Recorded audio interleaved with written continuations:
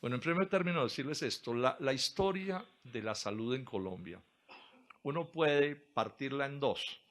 ¿Sí? Pues se pueden hacer distintas cosas con ellas, pero en este momento quiero enfatizar que uno la puede partir en dos, antes y después de la Ley 100 de 1993, porque ahí hubo un cambio profundo de las cosas como venían sucediendo. No voy a entrar en detalles de cómo era antes, pero sí señalo que lo que había antes no era satisfactorio. O sea, antes de la ley 100 había una cantidad inmensa de problemas. Puede haber una discusión si era mejor o peor, etcétera, pero repito, no me voy a detener en eso porque lo que había no me satisfacía a mí, como no me satisface lo que hay. Pero digamos eso claro. Bueno. A partir de la ley 100, esto ya hace 25 años. O sea, ya no estamos discutiendo sobre teorías, como discutimos hace 25 años. Ya estamos discutiendo sobre práctica. La ley 100 es parte del nuevo modelo económico que se monta a partir de 1990, de la Constitución del 91, y es el modelo económico que se ha llamado el modelo de la globalización neoliberal. O sea, lo que se está haciendo aquí es parte de unas políticas que no fueron definidas aquí, que nos vienen desde afuera, Banco Mundial, Fondo Monetario Internacional, etcétera, que nos dijeron cómo había que hacer las cosas de acuerdo con las concepciones de los grandes poderes globales. Eso nos lo vendieron diciendo que era una cosa maravillosa. Yo en esos días era profesor en la Universidad Nacional de Colombia, en la sede de Manizales, donde fui profesor 27 años. Y yo recuerdo que las organizaciones profesionales en Bogotá y en todo Colombia señalamos que ese modelo de la Ley 100 le iba a crear gravísimos problemas a la salud del país. Y aun cuando podía haber cosas que puntualmente uno pudiera ver como digamos, positivas, lo cierto es que el modelo en su conjunto no iba a resolver los problemas que existían antes, que ya existían antes y que, repito, eran bien, bien graves. Por supuesto que en esos días dijeron que estábamos locos, ¿sí? También dijimos que el agro no lo iban a, los problemas agrarios no se iban a resolver, estábamos locos, los de la industria, todo lo que dijimos algunos que iba a pasar en estos próximos años en visiones críticas, fuimos literalmente aplastados en su momento. Mira, aquí se llegó al caso increíble, pero el decano de la Facultad de Economía de la universidad privada más famosa de Colombia fue echado de la decanatura porque él dijo que él no reconocía como pensamiento único el pensamiento del libre comercio y toda esta política que se desarrolló, que tiene como uno de sus aspectos la privatización de la función del Estado. ¿Sí? Eso, repito, en su momento fue un debate pequeño porque fuimos poquitos, pero dejamos las posiciones fijas. Yo estoy por republicar algo que publiqué en esos días en 1992, pero inclusive lo empecé a escribir desde 1990 y lo voy a publicar porque en diciembre me lo tropecé cuando estaba organizando mi biblioteca, el artículo que se publicó en un libro, y me puse y lo leí. Es una cosa relativamente breve y quedé sorprendido de cómo todo lo que yo dije ahí que iba a pasar es lo que ha pasado. Entonces lo voy a publicar pues para que se vea. No porque yo fuera mago, por supuesto que no, lejos de mí ser mago, sino porque hicimos estudios cuidadosos de qué era lo que iba a pasar y en esos días esto no lo vendieron todas estas cosas como, o sea, el que estaba en desacuerdo con eso era un troglodita, un ser antidiluviano, porque bienvenidos al futuro, por fin se va a arreglar todo en Colombia, todo de maravillas. Y dentro de eso se redactó la ley 100 de 1996. 25 años después, pues el balance de todo este modelo económico no es el mejor de todos. No me voy a detener en todos sus aspectos, pero lo señalo. El agro es un desastre, la industria es un desastre, el sistema de salud, a pesar de que tiene recursos inmensos, está lejísimo de ser lo que debería ser, pero además lo podríamos señalar. De todas las maneras, la desigualdad social se profundizó horriblemente, la concentración de la riqueza, el retroceso del aparato productivo, etc. Bueno, entonces, primera cosa. Ellos, quienes defienden a rajatabla este modelo, eh, eh, ahora lo que estoy planteando es bueno señalarlo desde ya, no es regresar a lo de antes de la ley 100, porque esa es parte de la discusión. Cuando uno habla de estas cosas, no es que usted quiere regresar al pasado, no. Aquí hay una serie de hechos que ahí están, hay unos recursos que existen y hay que ver cómo trabajamos con ellos, pero hay que reconocer qué es lo que está pasando. Hagamos un poco un balance de lo que está pasando. Se menciona mucho el cubrimiento como una maravilla del sistema y el cubrimiento es realmente alto, incluso cercano al 100% en relación con los que tienen carnet. Pero otra cosa son las barreras de acceso para ese cubrimiento. Todos sabemos que una cosa es tener el carnet y otra cosa que el servicio se preste. Y eso, en Bogotá, digamos, el sistema de salud que tiene 1.000.000 de problemas, bueno, es algo. Pero en las regiones más apartadas de Colombia el sistema de salud es como África. Sí, como África en el sentido del atraso, no es una cosa racista ni mucho menos, sino que son unas condiciones absolutamente horrorosas. O sea, el servicio de salud que se tiene en el norte de Bogotá y en lo que se puede tener en un municipio apartado del Chocó, de Guainía o de Antioquia, de Caldas, no tiene nada que ver una cosa con la otra. O sea, quienes tenemos prepagada estamos en una condición que no se parece en nada a los del régimen subsidiado. ¿Sí? Y los que están en el contributivo están muy por encima de los que están en el subsidiado y unos que llaman vinculados menos. Bueno, entonces, primera cosa que quiero señalar. Ahora, el otro hecho,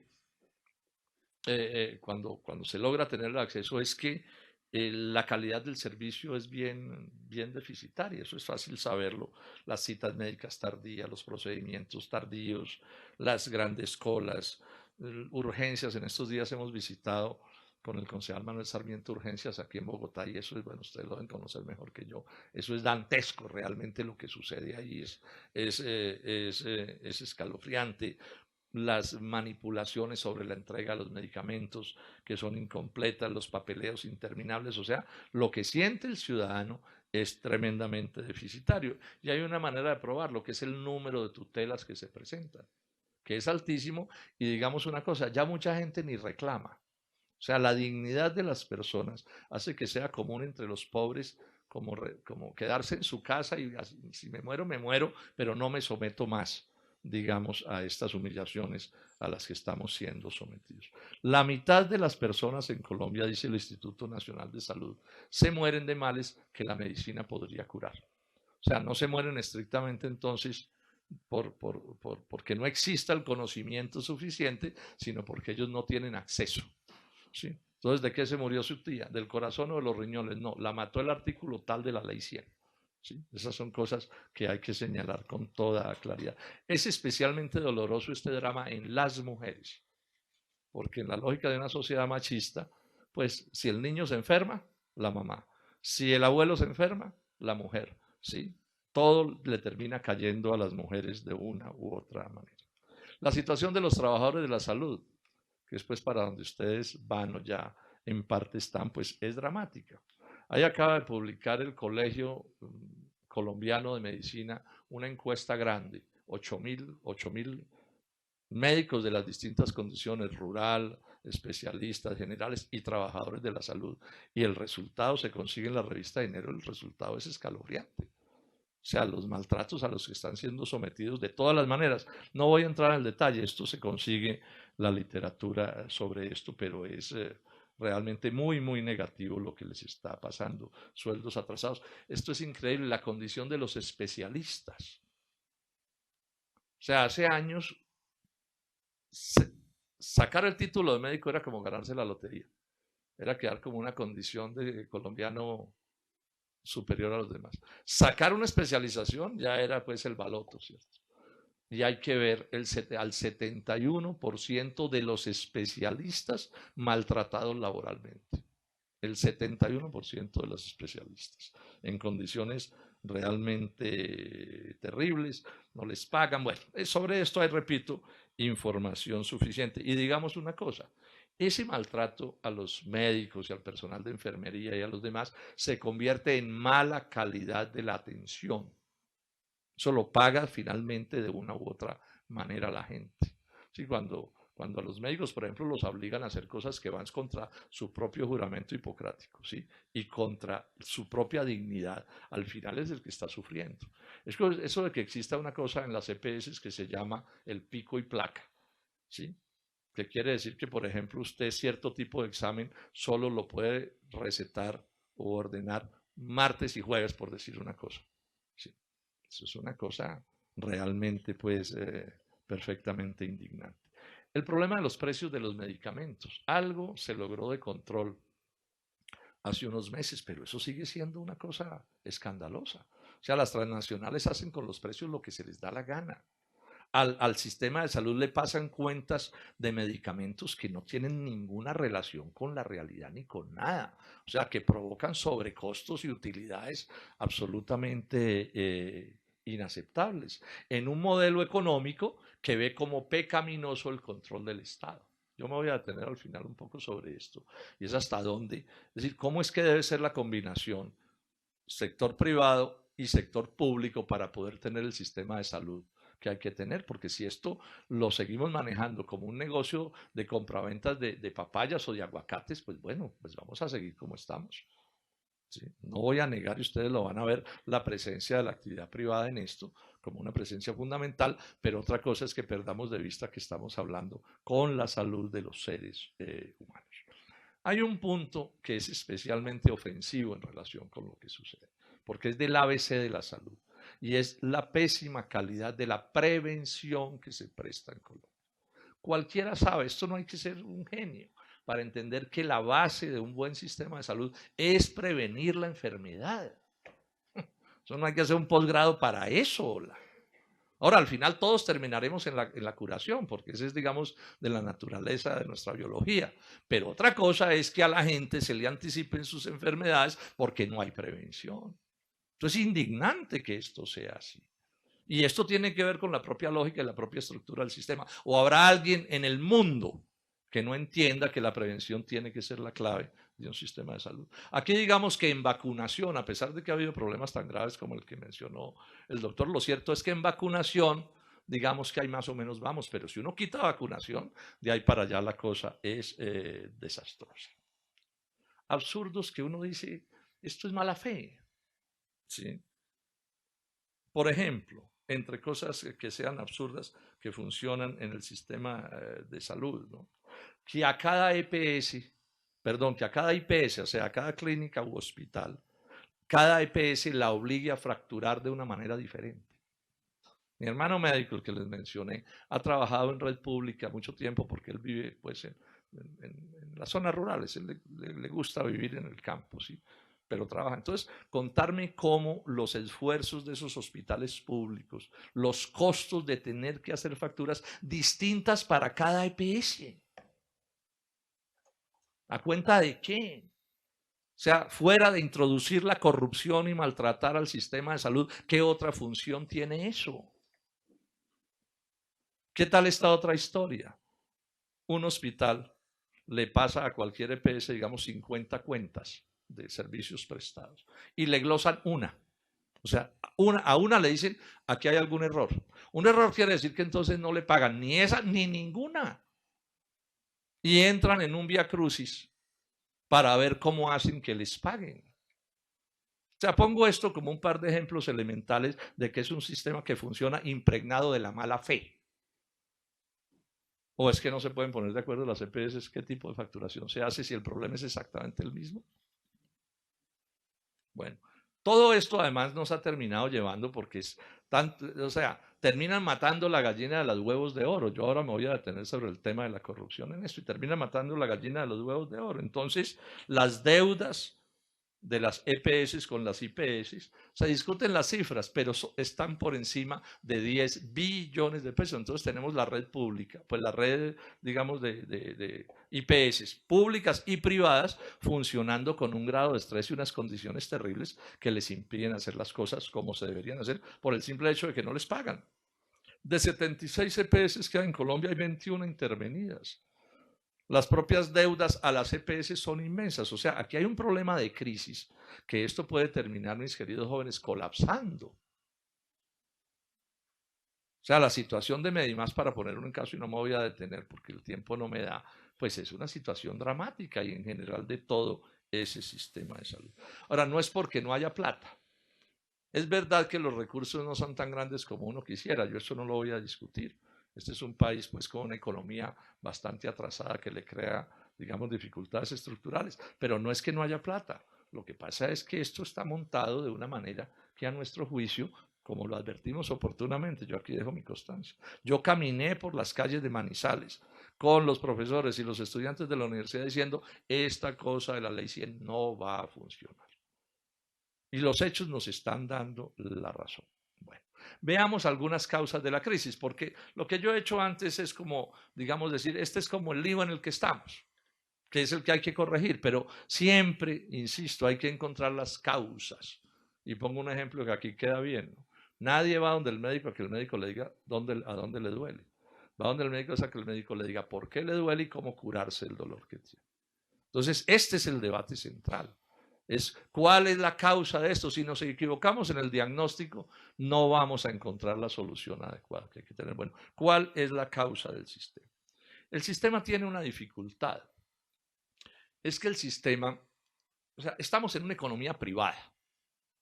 Esto es lo que tenemos en Colombia, una economía de mercado, una economía capitalista, ¿sí? Y eso significa que predomina de lejos, lejos, lejos la actividad privada.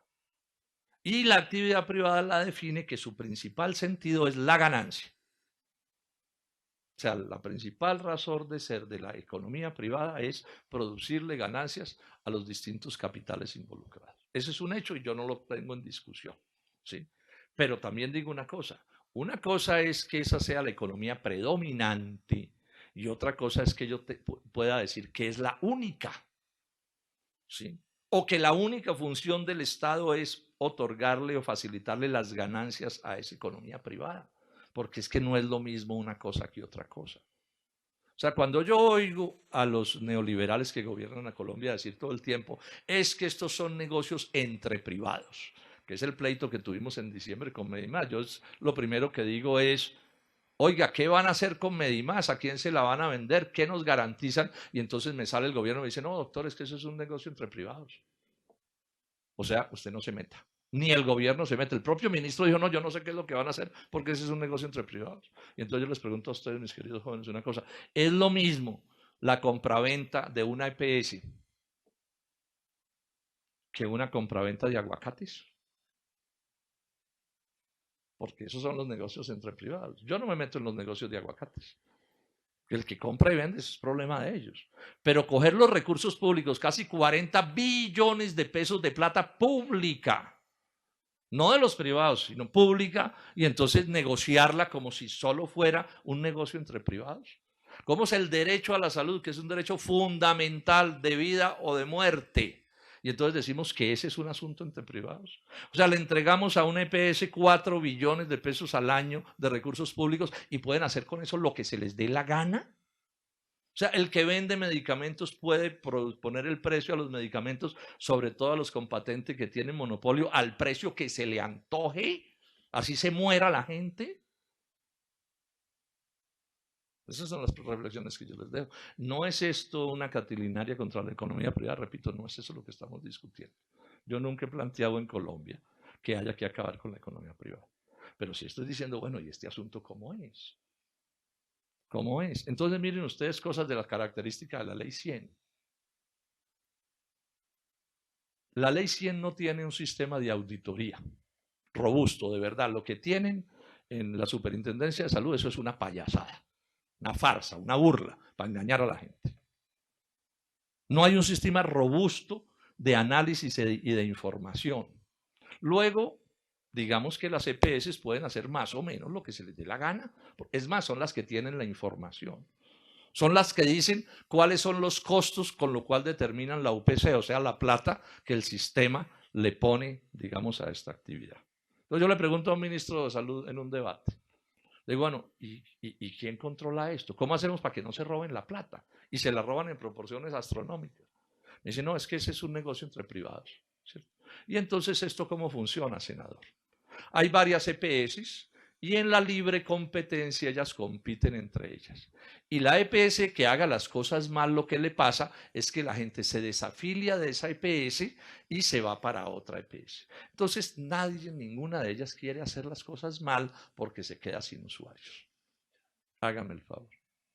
¿Eso en qué país del mundo es así?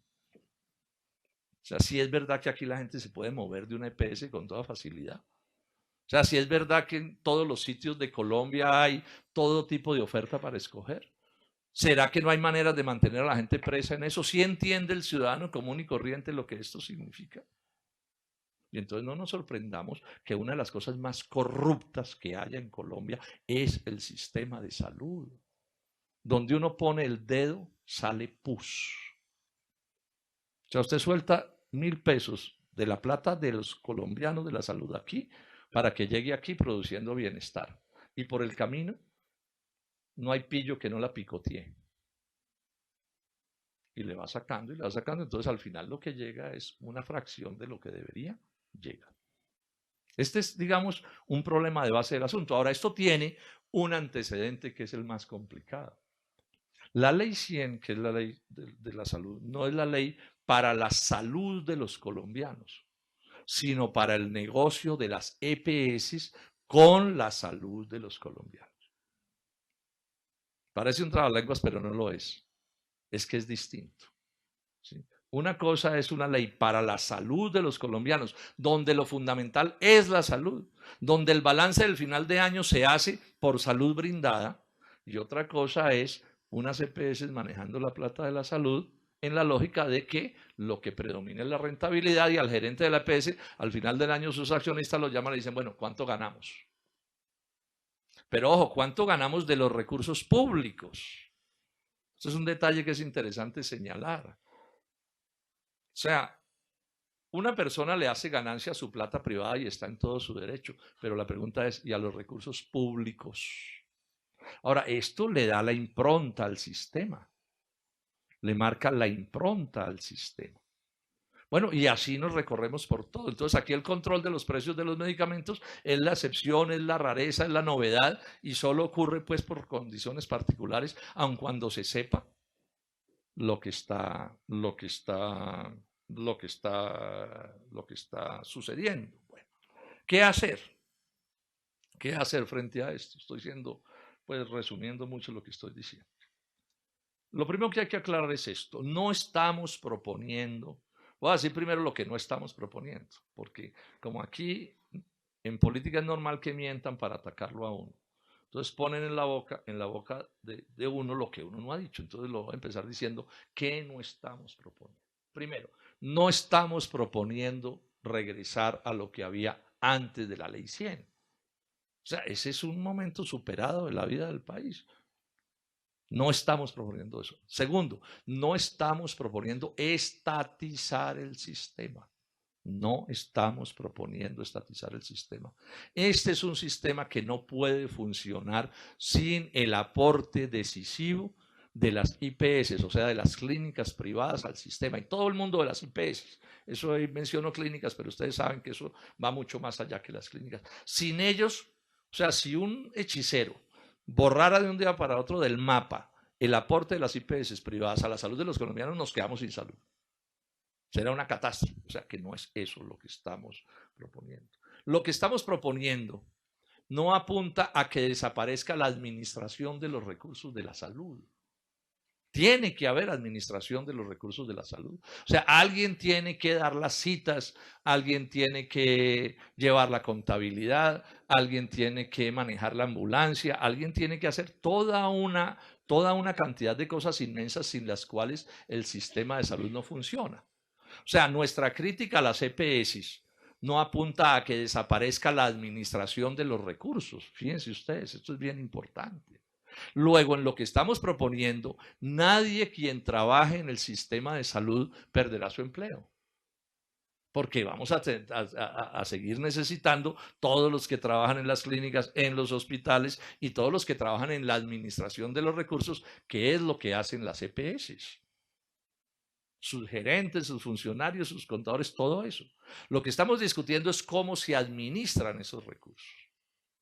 O sea, lo que estamos discutiendo es si las EPS pueden administrar los recursos como se les dé la gana, y si pueden obtener cualquier cantidad de ganancia como hoy está establecido en las normas. Es más, en la ley 100 no aparece la palabra ganancia ni utilidad en lo que tiene que ver con la estructura económica.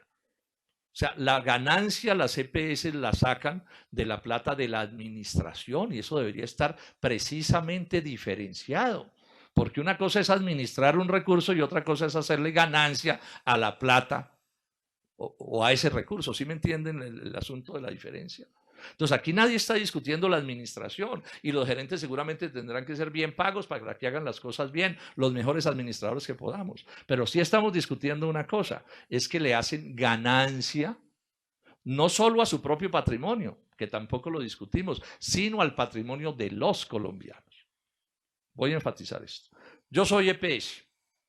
Entonces yo acepto, hay que pagarle a todos los del EPS todo lo que haya que pagarles por su administración, gerentes, oficinistas, todo el mundo, listo. No tiene discusión y eso lo tiene que pagar el sistema de salud. Segundo, si la EPS tiene su propio patrimonio, un edificio que vale 1.000 millones y es su edificio que es de su plata, es suyo, también tiene derecho a hacerle una utilidad a ese recurso porque es suyo. Pero cuando le hacen la ganancia a la plata de la salud, que son recursos públicos, ahí sí empieza una discusión.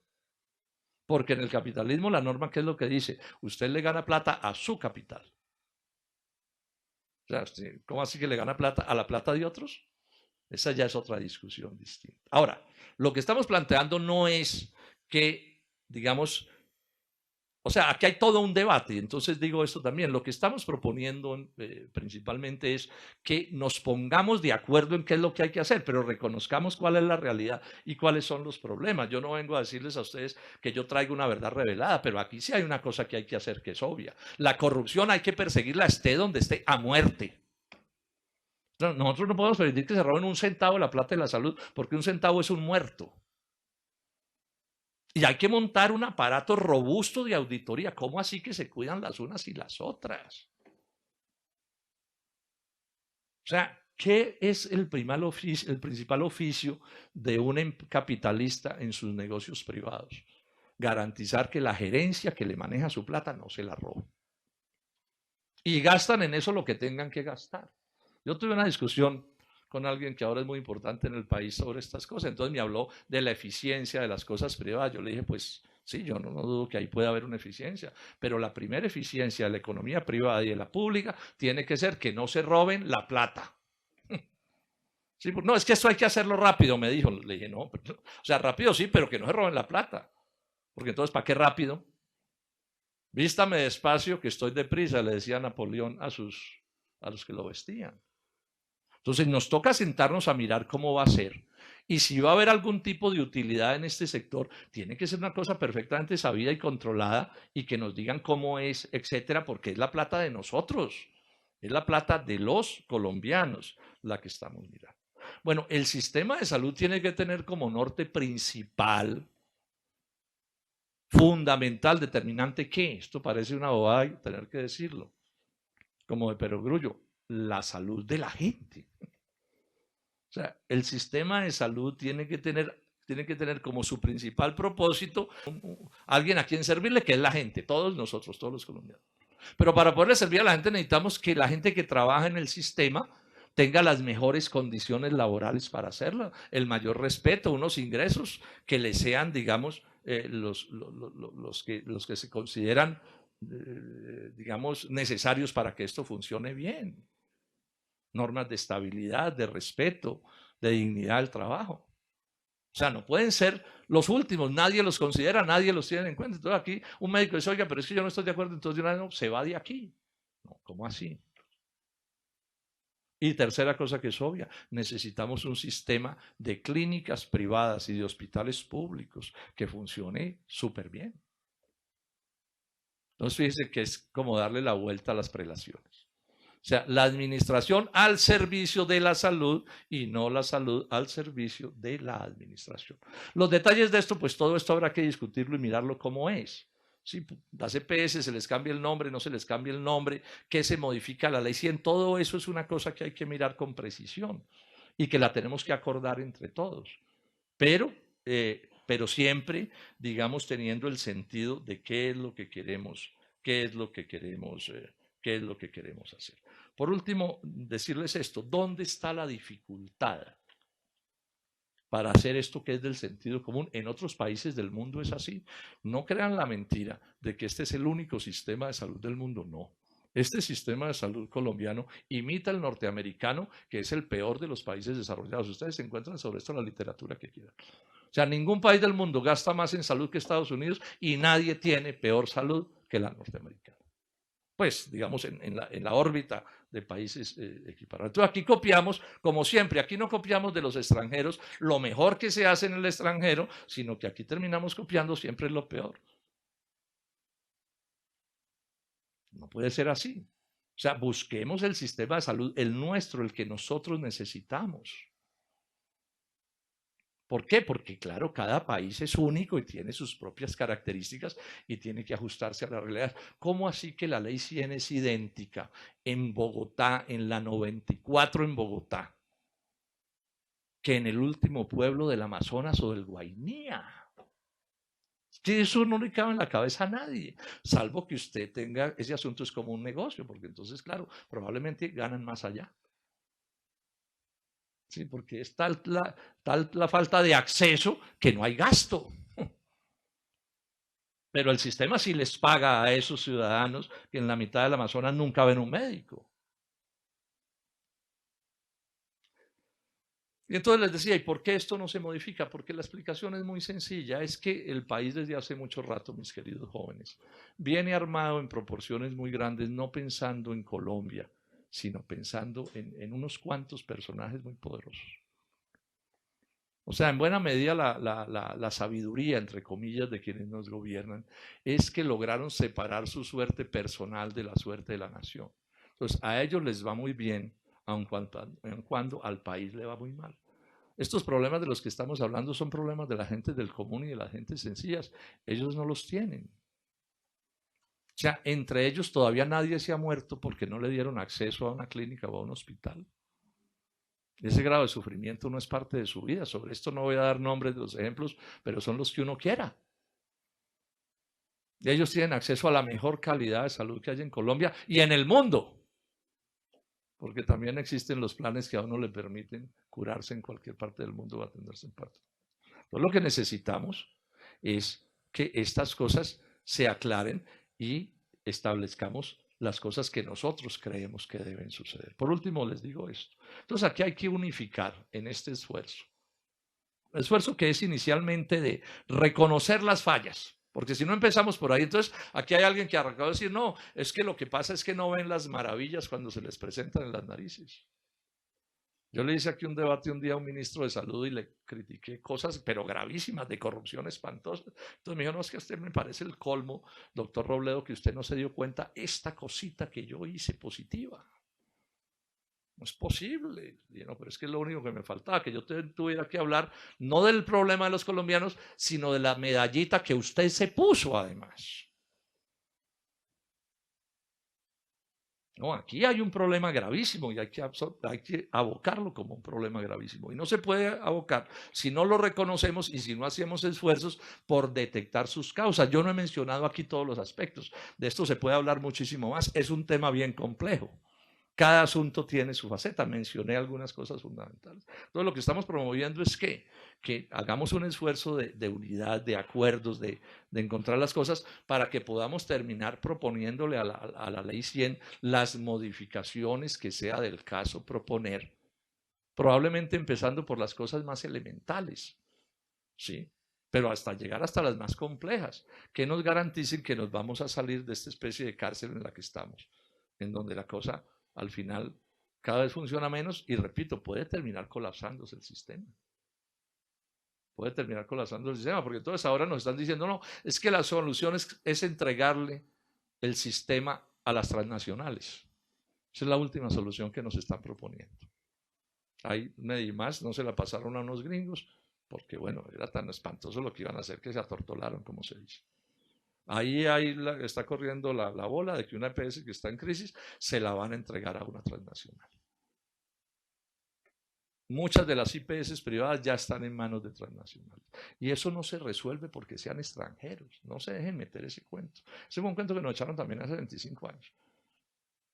Todo a los extranjeros, que ellos todos lo hacen bien. Y yo no me opongo a que haya inversión extranjera, haya negocios con extranjeros. Pero Pero decir que se arregla porque es que ellos sí son perfectos, bueno, todos los últimos escándalos de corrupción en Colombia han sido con extranjeros. O sea, allá también hay pillos y pareciera que los están mandando todos para acá, oiga, váyase para Colombia, que robar allá es facilísimo, ¿cierto? Entonces no nos van a arreglar las cosas así, pero nos aparece un factor nuevo que les quiero mencionar y con esto termino. Cada EPS o IPS que pase a las manos del capital transnacional entra en la órbita legal de los TLCs. Y eso quiere decir que quedamos sometidos no a nuestra justicia, sino a la justicia internacional de los tribunales de arbitramiento, que son diseñados contra nosotros. Ustedes van a pensar que es mentira, pero es verdad. Los de Odebrecht nos tienen demandado en un tribunal español por 1.300 millones de dólares. Y podríamos perder la demanda. Cosas como esas terminan pasando. Luego, ese cuento de que le pasamos esto a las transnacionales y entonces los problemas se resuelven, ¿por qué se van a resolver? Por el contrario, pueden complicarse todavía más. ¿Sí? Por cosas como les acabo de mencionar. Entonces, mi invitación, mis queridos jóvenes, es que nos unamos y avancemos en las luchas democráticas que haya que avanzar para que podamos modificar este orden de cosas. Muchas gracias.